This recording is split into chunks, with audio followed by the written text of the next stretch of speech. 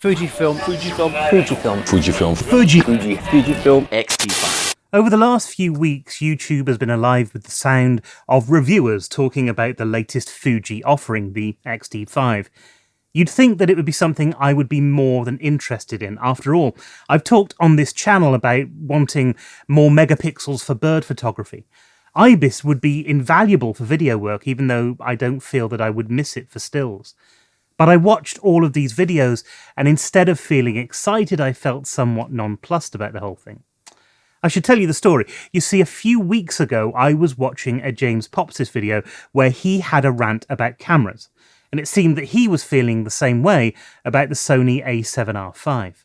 And at that moment, I had exactly the opposite reaction that I thought I would have. Now basically, if you'd asked me beforehand what I'd have thought of that, I'd have probably thought, in light of the Leica release or re-release, what incredible value from a Sony camera to have that kind of technology for much less than a 30-year-old camera. But what I actually thought was, this is too much, and all of a sudden I can understand why people will buy the Leica. And James makes a really valuable point in that video, which I'll come to later.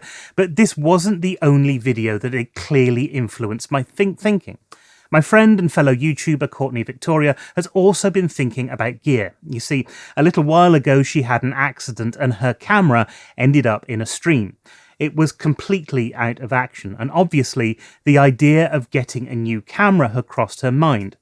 But to keep going, she got her hands on a second-hand version of the same camera she'd been using. From talking to her, she seems to be happy with it and has no real desire to move to anything else. Her camera is the Nikon D750. It's an excellent camera, but it's heavier, has fewer megapixels, and arguably worse autofocus and tracking than newer cameras. Ultimately, none of that matters. And this is where I am with the Fuji X-T5. The major bells and whistles seem great. 40 megapixels is what I was evangelizing about sometime last year. It was the holy grail that would bring APS-C cameras in line with their full frame equivalents. But when all's said and done, it just doesn't excite me, and here's why.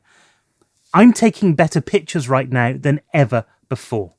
I have a camera that I'm comfortable with, I know the ins and outs of using it, and I've figured out its quirks.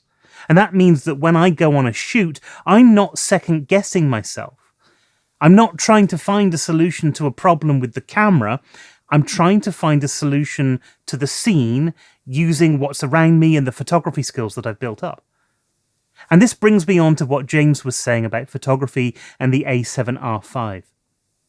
We're at a point now where cameras are giving people so much help with the basics that it can feel a little bit like you're being taken out of the process as a photographer. We're starting to see new cameras developed with LiDAR focusing, or ones that use AI to process the image inside the camera as we shoot the picture.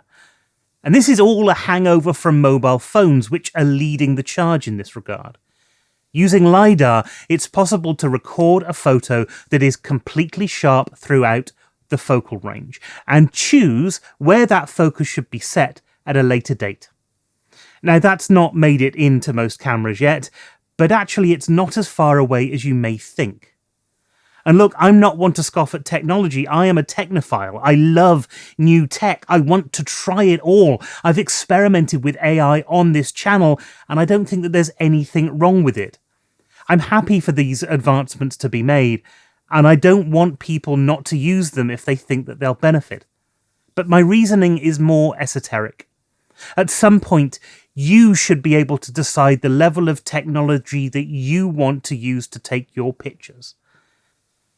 Perhaps things have gone too far when you're no longer able to make that choice for yourself. And that's kind of where I'm circling around to Fuji again, and another name drop, Omar Gonzalez, who shot with the X-T5 and made a video, maybe the X-T5 isn't for you. And, I kind of trust him more for that because, he's right. Fuji have a lot of cameras in their range, and they're suitable for all sorts of shooting styles. My X-T3 has been great for me. It fits me perfectly. Somebody else might find they're better with the 2, or the 4, or the XS10. One of the most revealing videos that Omar made was comparing older Fuji cameras to the X-T5. You know what? Those extra megapixels, they didn't really make the massive difference I thought they would, especially not when upscaling technology is now so incredible. Under those circumstances, what am I paying nearly $2,000 for? Sure, there's a better autofocus, but to be honest, it's too little too late. My ZV-E10 vlogging camera has animal detection, as does many of the Sony APS-C range. It's not that big a pull, especially when you're used to and happy with the X-T3 autofocus. And when you're used to that, the other autofocus modes seem a little bit gimmicky. The other problem is the great new 40 megapixel sensor apparently suffers from rolling shutter if you use the electronic shutter.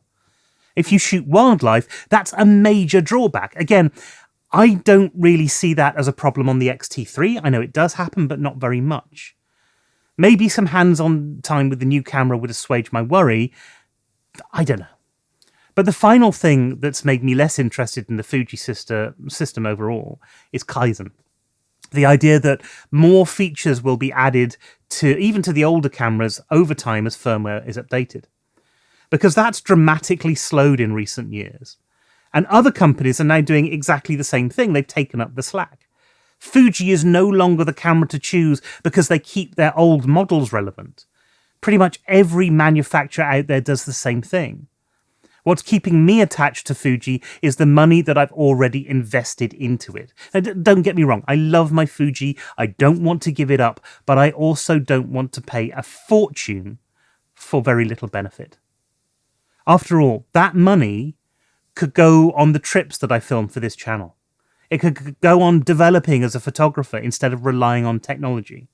It could make a massive difference to what I want to achieve in other areas. So, whilst I think the X-T5 will be a fantastic camera, it's just not for me. I'm happy with what I've got.